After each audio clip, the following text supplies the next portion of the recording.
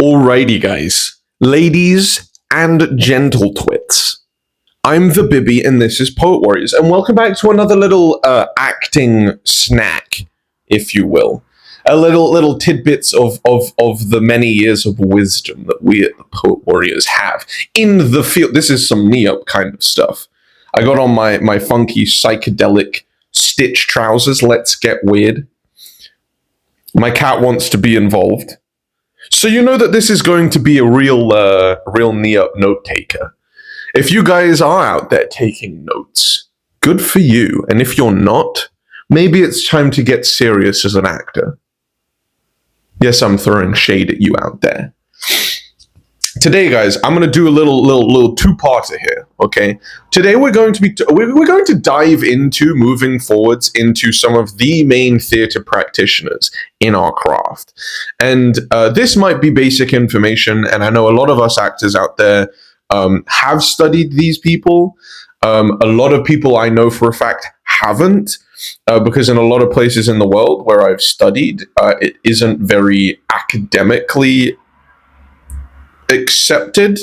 not accepted. Like when you study theater, they don't have an academic approach. It's all like practical work. And I know in a lot of places where I've also studied, it's all academic and no practical work. And I don't see the point in that either. It needs to be a little bit of both. And we here at the Poet Warriors, we're here to give you that balance, because balance is the spice of life, isn't it? So today we're going to be talking about this man right here, Konstantin Stanislavski. He's probably one of the most known theater practitioners out there. You probably know the name. If you don't know the name, you should probably look into his work. Today we're going to be talking about Stanislavski and choices. Say it with me now. Choices. Because we are all inclined to choose. We're going to get into some of his other stuff, like the Stanislavski method and his, 5, 6, 7 questions. That's going to be in the next video. Excuse me. But today we're going to be focusing on choices. And so what is that? What is choices? So this man, Stanislavski, as I said, he's one of the more known theater practitioners in the world. He, wrote books, preached his methods, basically, trying to spread awareness of what he believed to be the steps an actor should take to help one immerse themselves, become better at the craft, bring to life a character, just be a better actor in general, basically.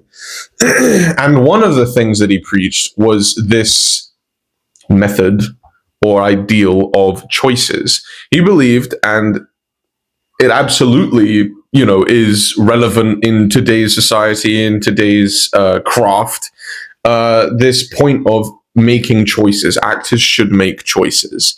And we've touched on this a little bit in previous videos, but I mean, it's absolutely right. The choices that an actor makes brings a character to life completely. Obviously, it's not the only way an actor can do this. It's not the only way to further develop your theatrical skills, immersefulness, prowess. There are other ways to go about it, but we're just going to focus on choices right now. So what is that?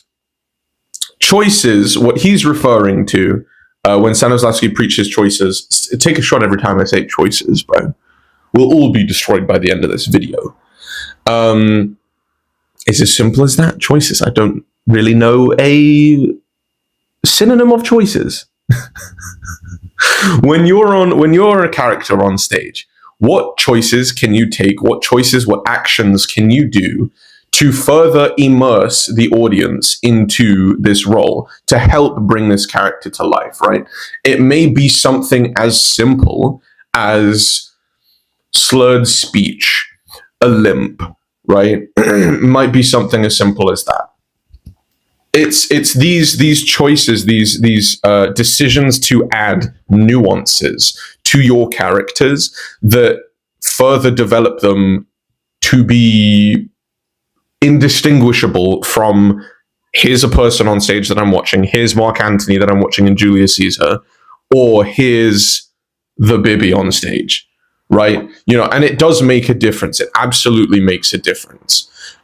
Because in life, you know, go out and people watch. We've talked about people watching before. People watching, although it might seem creepy to others, it is probably the greatest toolbox in an actor's arsenal, in a theater creator's arsenal. Whether you be a director, a writer, you know, an actor, it's absolutely relevant. In life, we all have these tiny, tiny little nuances, right? You know, the way that we say our S's, the way in which we look before crossing on a road, right? Like it's all, everything is unique to a person, right? And us as actors, we can watch, borrow, and, you know, steal those to further diversify our characters, right? So going back to these choices, you know, once you find some, you know, a catalog, a repertoire of character mannerisms, it doesn't have to be mannerisms. Well, you know, we're just going to stick with mannerisms right now. You can introduce them into certain characters, right? Obviously, if it fits, some might not fit certain characters. You know, it's got to be in the same realm, in the same wheelhouse. Some shows, characters might give you the creative freedom to, you know, it's pretty loose to do what you want with it. Some might not be, but there is still room for choices. You know, and these mannerisms, they make you feel lively on stage, right? If you're, like I said, Mark Antony and Julius Caesar, right? If you're just there on stage, like, you know, standing around, inactive, you're an actor playing Mark Antony, right? But for example, Mark Antony is a war hero, right? Or was a war hero. So it's safe to assume he's seen combat, right? He might have been injured in combat. He might have a twinge in his shoulder. He might have a limp. He might have some psychological thing, right? Like maybe some PTSD, a little tinge of PTSD that makes him a little bit more overly aware of his surroundings than normal. It's these things that transform an actor into the character, right? That's the difference between a static and a stationary Mark Antony. There's an actor playing Mark Antony, and oh goodness, that's Mark Antony, right? Which obviously we want. That makes it more enjoyable for the audience. That makes it more enjoyable for us. That makes, you know, it elevates a piece. It elevates your craft, your work. It elevates the actors around you because they can play off of that like you're playing off of it. And it allows you to be more in the moment, which we've talked about is a very, very good thing. So make choices, man. This is all coming back to Stanislavski. This is the one of the various methods, one of the various teachings that he preached. Got to make choices. Got to make choices, and it doesn't have to be mannerisms. Like I said, you know, they can be psychological choices. They can be physical choices. They can be environmental choices, which actors don't often make. Which is a really, really cool thing that a lot more actors should do. Open your mind. Be creative. There's no wrong answers. There's no wrong answers. Take risks. We've talked about that as well. Go watch that video. Anyway, we'll talk more about Stanislavski a bit later on. You guys enjoy yourselves. Make choices. Tasty.